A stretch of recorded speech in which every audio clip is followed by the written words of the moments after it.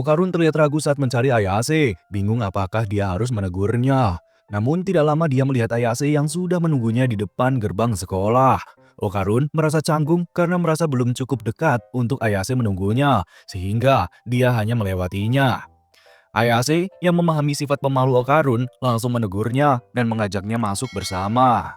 Dalam perjalanan, Ayase dengan semangat membahas tentang UFO, tetapi Okarun hanya bisa merespon canggung, tidak tahu harus berkata apa. Setelah sampai, Ayase masuk ke kelasnya, sementara Okarun duduk di kelasnya dan membuka buku konspirasi favoritnya. Meski sering dibully, Okarun merasa lebih bahagia karena memiliki teman cantik seperti Ayase. Namun, dia tetap menjadi bahan ejekan teman sekelasnya, meskipun dalam hati dia memilih memaafkannya. Di sisi lain, Ayase terlihat galau, membuat dua temannya merasa Ayase sedang tidak fokus dan pikirannya melayang ke tempat lain. Teman-teman Ayase merasa ada yang aneh dengan dirinya yang biasanya ceria.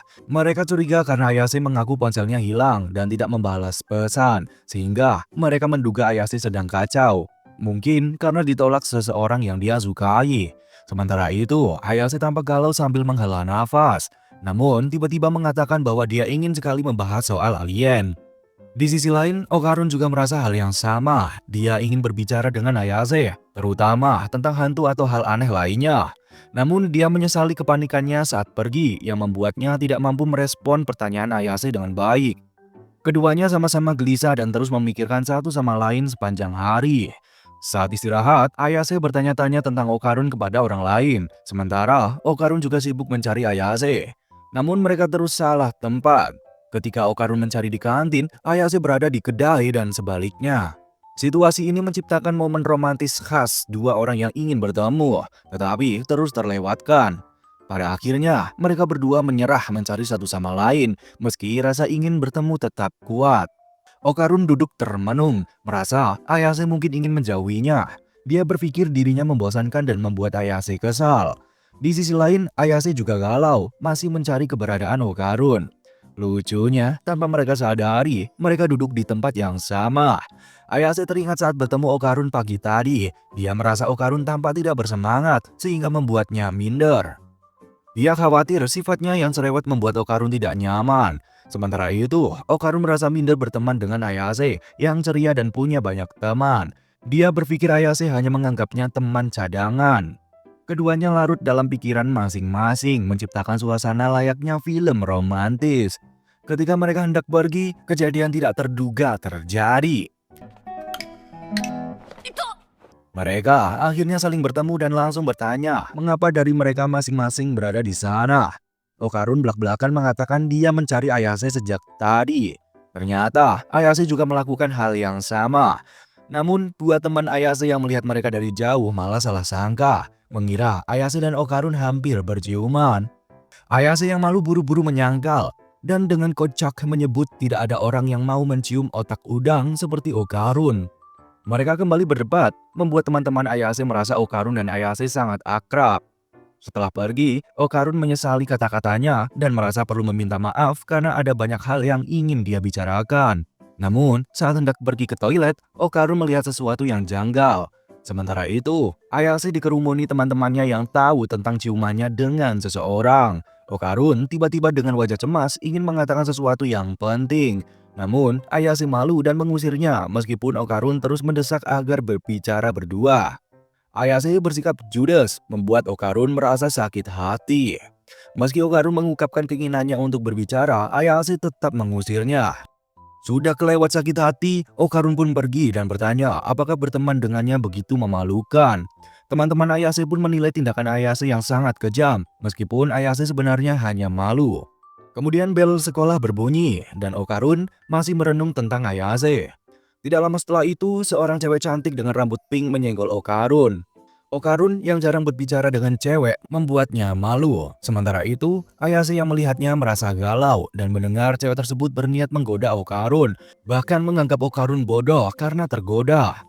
Merasa kesal, Ayase menggunakan kekuatan espernya dan langsung memeluk Okarun, mengajaknya pulang bersama.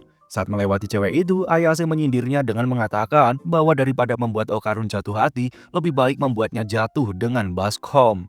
Di perjalanan, mereka saling meminta maaf atas kejadian sebelumnya. Okarun kemudian bercerita bahwa meskipun mereka telah mengalahkan nenek Turbo, kini tweet-tweetnya hilang. Hayase tertawa berbahak-bahak mendengarnya, sementara nenek Dodoria memarahi Okarun karena tidak sadar bijinya sudah hilang. Nenek Dodoria berniat melihat apa yang ada di dalam tubuh Okarun dan mereka memulai ritual. Dodoria kemudian bertanya pada Ayase tentang apa yang dia lihat saat memukul Okarun. Ayase menjelaskan bahwa dia melihat sesuatu sejenak. Dodoria meminta Ayase untuk mencabut aura dalam tubuh Okarun. Setelah Dodoria memukul Okarun lagi, Ayase menarik aura tersebut. Tiba-tiba, boneka yang digunakan dalam ritual itu berkedip dan berlari.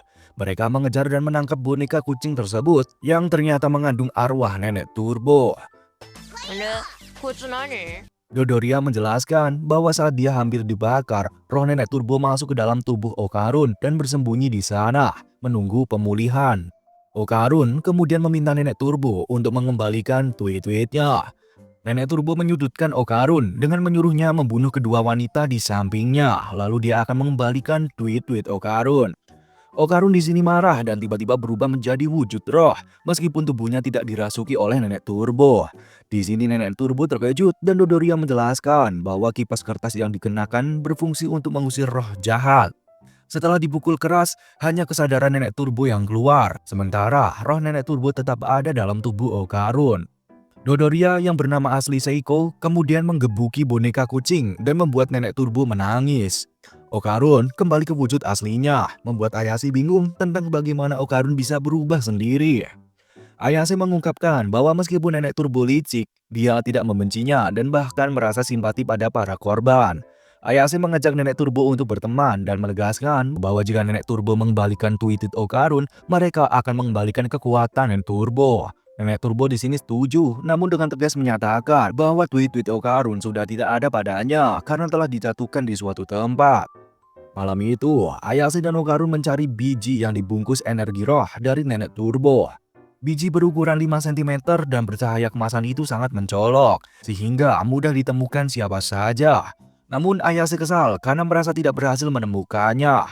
Nenek Turbo menduga tweet-tweet itu mungkin sudah diambil seseorang karena tweet tersebut memiliki energi kehidupan yang kuat dan sangat menarik bagi hantu dan siluman yang percaya mereka bisa hidup kembali dengan energi itu. Inilah alasan utama para hantu menyerang manusia. Namun, Nenek Turbo justru bersikap santuy, membuat Ayase dan Okarun kesal hingga menendangnya karena keteledorannya menyebabkan biji itu hilang. Nenek Turbo tidak berdaya dalam kondisinya saat ini, tetapi dia dendam dan berencana membalas Ayase dan Okarun jika kekuatannya pulih. Karena malam telah larut, mereka memutuskan kembali dan melanjutkan pencarian tweet-tweet Okarun esok hari. Setibanya di rumah, Ayase memberitahu neneknya, Seiko, bahwa pencarian masih belum berhasil. Seiko lalu berencana mencari informasi melalui teman-temannya. Namun, memperingatkan Okarun untuk berhati-hati karena kekuatan spiritual nenek Turbo masih ada di dalam tubuhnya. Keesokan harinya, teman-teman Okarun di sekolah bertanya apakah dia berpacaran dengan Ayase. Yang langsung dia jawab hanya teman. Teman-temannya lalu meminta diperkenalkan dengan Ayase, yang menurut mereka Ayase adalah orang yang manis. Saat itulah Okarun menyadari bahwa Ayase memang gadis yang cantik. Sesuatu yang sebelumnya tidak dia pikirkan karena terlalu gembira memiliki teman pertama.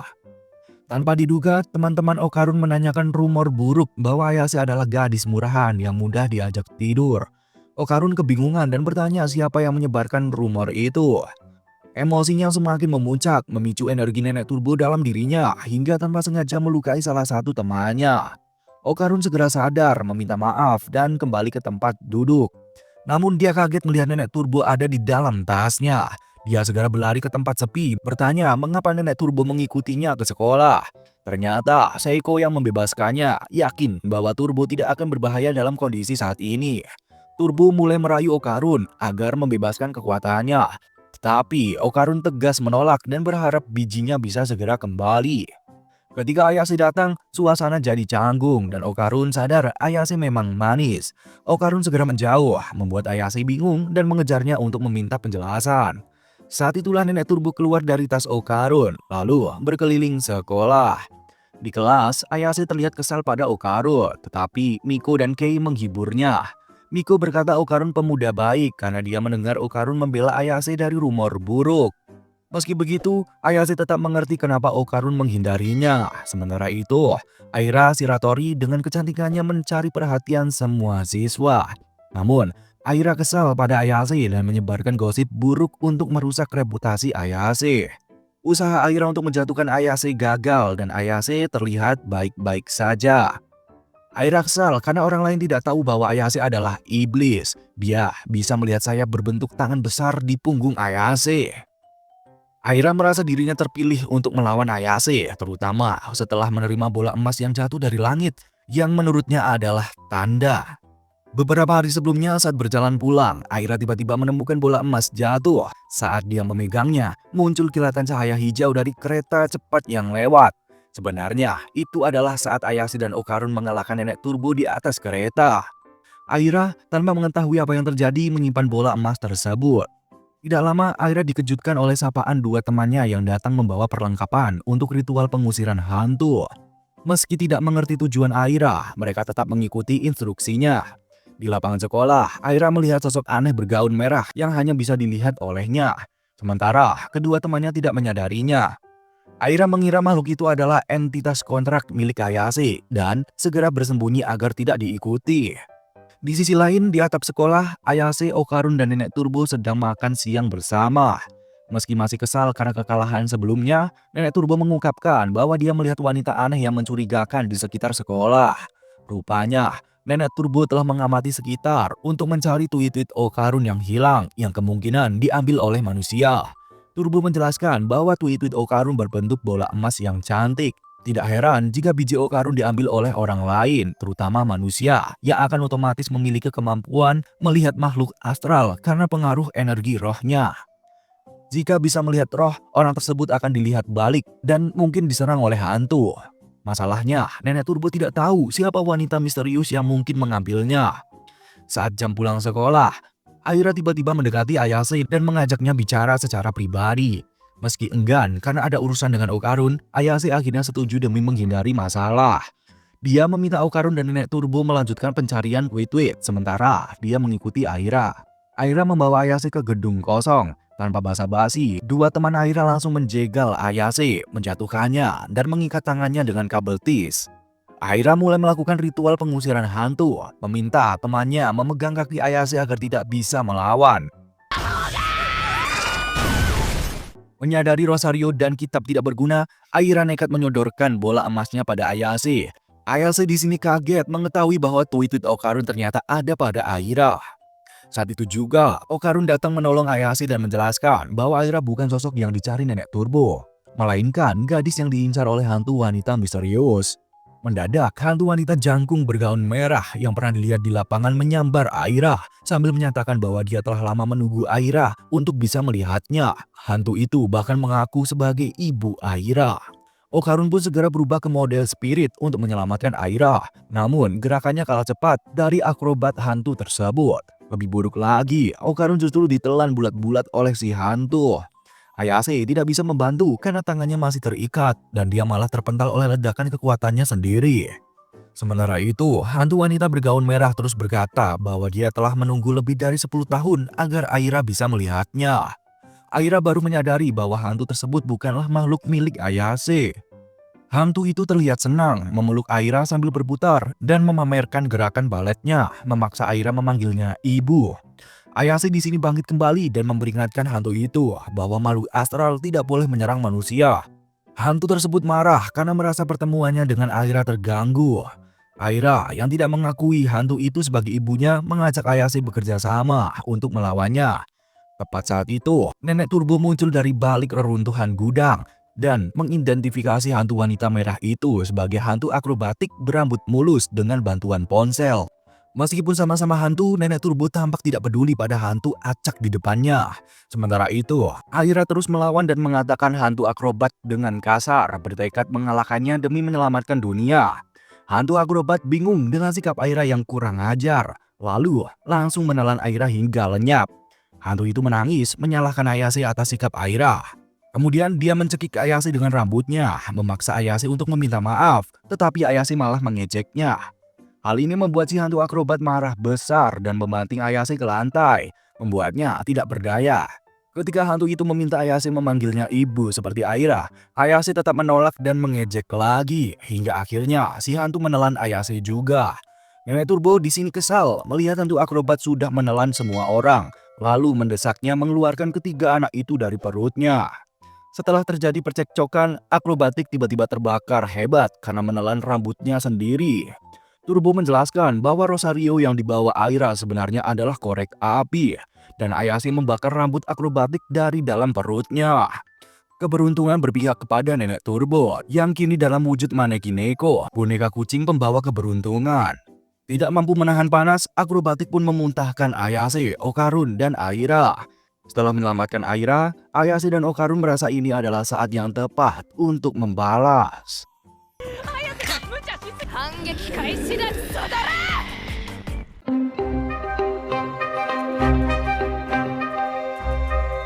「